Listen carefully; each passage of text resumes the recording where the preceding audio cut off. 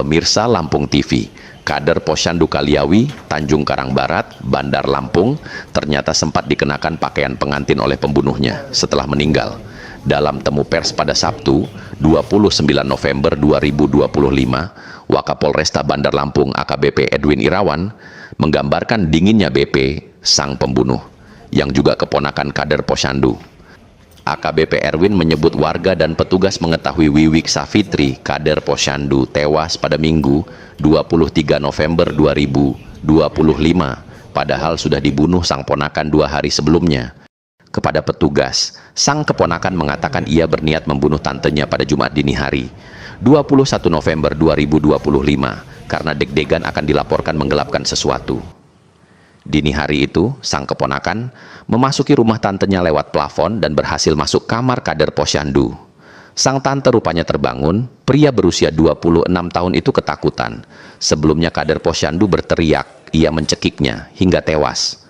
Wakapolresta menyebut, sang ponakan sempat melapaskan syahadat saat tantenya sekarat dan mengucapkan innalillahi melihat tantenya meninggal. Pria berusia 26 tahun itu juga sempat mengenakan pakaian pengantin ke jasad tantenya, menggantinya lagi dengan mukena, lalu menukar pakaian dengan yang lain.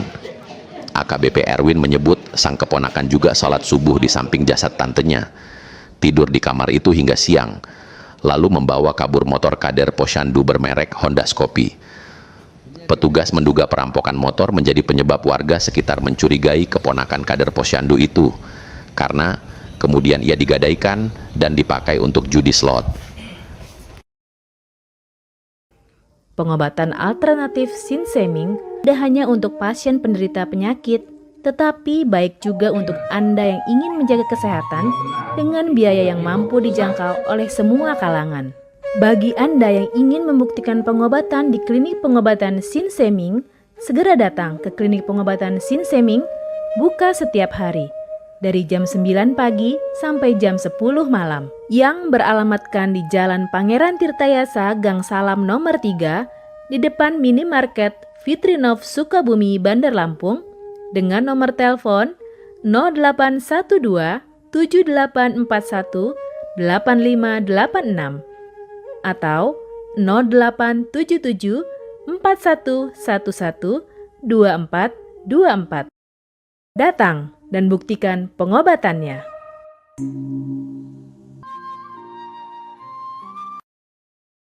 Tanggal 21 November 2025 sekira pukul 3 dini hari waktu Indonesia Barat, pelaku terbangun dari tidur dan teringat dendam dan sakit hati kepada korban karena pelaku pernah dilaporkan oleh korban di Polsek TKB tentang penggelapan. Saat itulah muncul niat untuk membunuh korban. Kemudian pelaku mendatangi korban dengan cara memanjat plafon rumahnya dan masuk ke kamar korban melalui lubang plafon kamar korban. Lalu pelaku memegang lengan korban bermaksud membangunkan korban yang sedang tidur. Korban bangun, kaget dan panik. Setelah itu pelaku langsung mencekik korban dengan kedua tangan sekuat tenaga hingga korban tidak bergerak lagi. Setelah itu pelaku berbisik di telinga korban, ingat ya, innalillahi wa inna ilaihi raji'un. Telah berpulang ke Rasulullah Wiwik Safitri binti Soekardi. Lalu bacakan 2 kalimat syahadat. Kemudian kepada korban, pelaku memakai baju pengantin dan mukena. Tidak lama kemudian terdengar adzan subuh dan pelaku sholat subuh di samping dari korban. Gila deh ini. Bukan ya. Kemudian mengambil kunci pintu kamar. Setelah selesai, kemudian pelaku pergi melewati jalan masuk sebelumnya dan kemudian tidur. Pada pukul 11.30 waktu Indonesia Barat, pelaku bangun tidur dan pelaku masuk lagi ke kamar korban dengan cara memanjat plafon, mengambil motor Scoopy merah beserta HP Redmi milik korban. Kemudian keluar melalui pintu kamar dan pergi membawa motor serta HP korban ke kos-kosan pacarnya di Kelurahan Kupang Kota, lalu menjual HP kepada orang tidak kenal di jalan seharga Rp600.000. Bukan yang dulu Bapak. Pada pukul 22.00 waktu Indonesia Barat, pelaku menggadaikan motor kepada seseorang berinisial R di daerah Merbau, Mataram seharga Rp6 juta dan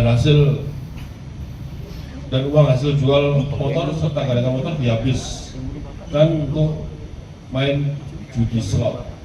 Ari Irawan melaporkan dari Bandar Lampung.